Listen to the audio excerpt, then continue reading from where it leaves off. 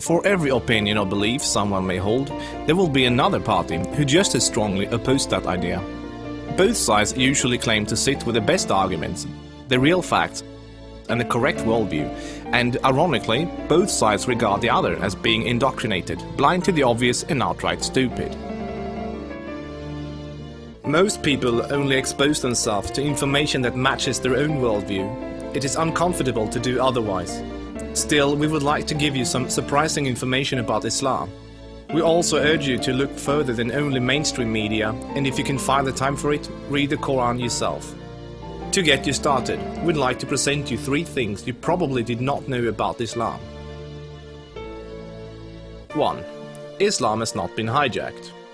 That Islam has been hijacked is what non-Muslims naturally assume, because they assume all religions are the same. The reason non-Muslims are so easily confused is that most of us don't realize the difference between the Quran and every other religious book we are familiar with. The Christian Bible is a collection of writings from various authors, written sometimes hundreds of years apart, with parables, advice and dreams, all collected together into one book. Same with the Jewish Torah. Even those of us in the West, who are neither Christians nor Jews, are still familiar enough with these religions to know this much, and therefore we assume the same is true for the Quran. But the Quran is only one book written by one man in his own lifetime. It is meant to be taken literally, and it is not full of symbolism or vague analogies. It is mostly direct commands. Of course, the Quran contains contradictory statements, just like other religious books. But the Quran itself provides the reader with a way to know what to do with the contradictions. It's explained in the Quran that if you have 2 passages that contradict each other, the one written later supersedes the one written earlier. Most Westerners are unaware that the peaceful, tolerant passages were written early in Muhammad's prophetic career. According to the Quran, those passages have been abrogated by later, more violent and less tolerant passages. So, when most Westerners hear jihadists quoting violent passages from the Quran, and then peaceful Muslims quoting peaceful passages, they interpret that the way they would if someone was quoting the Bible or the Torah. They think to themselves, oh, there must be many different and contradictory passages, like there are in other religious books, so Muslims can pick and choose what they like and justify whatever actions they want to take. But the Quran is nothing like that. There is no picking and choosing. It says very explicitly and in no uncertain terms that a Muslim must not alter or ignore any part of its very clear and direct message, or they will burn in a fiery torment forever.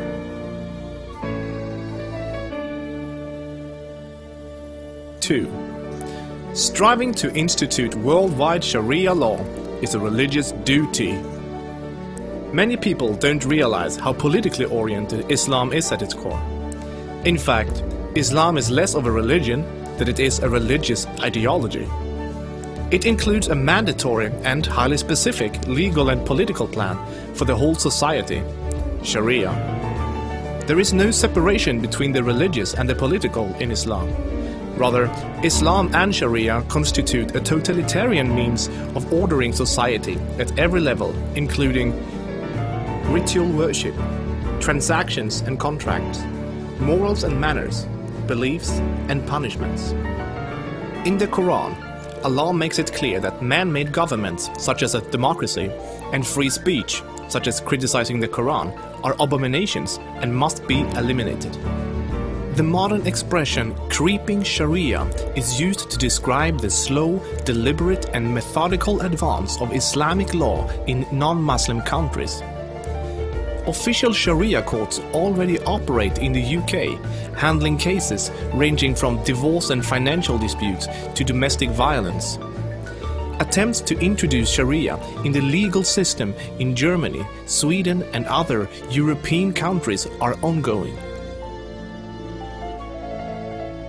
While Sharia already has a foot in our door in the matter of minor disputes like inheritance and domestic violence, it should concern you that Sharia commands that drinkers and gamblers should be whipped, allows husbands to hit their wives, allows an injured plaintiff to exact legal revenge, literally an eye for an eye, commands that a thief must have a hand cut off, commands that homosexuals must be executed, orders unmarried fornicators to be whipped and adulterers to be stoned to death, orders death for both Muslim and non-Muslim critics of Muhammad, the Quran and even Sharia itself, orders apostates to be killed, commands offensive, aggressive and unjust jihad.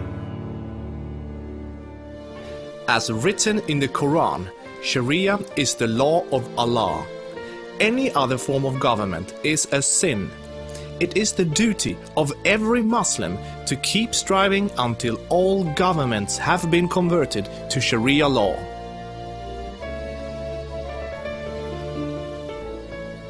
Three, Muslims are allowed to deceive non-Muslims if it helps Islam. For non-Muslims, this principle, called taqiyya, is another surprising concept of Islam.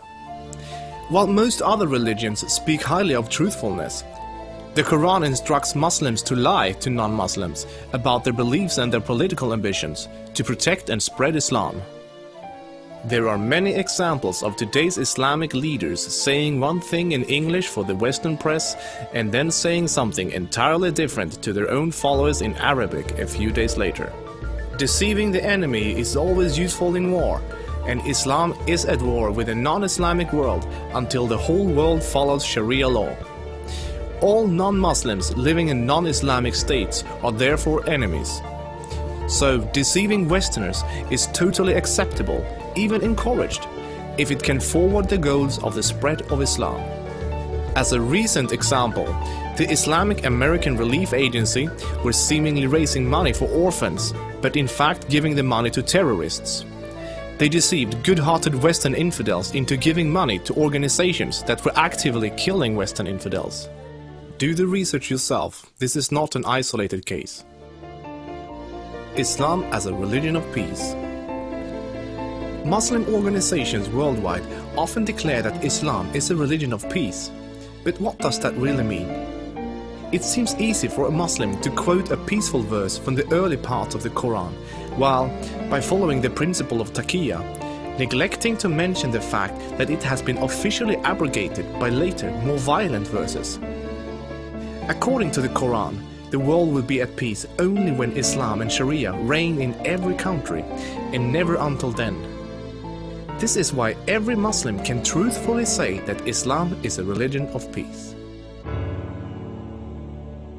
If any of these points took you by surprise, then there is surely much more you still don't know. This subject will affect you in the near future, so take the chance to inform yourself now before it does.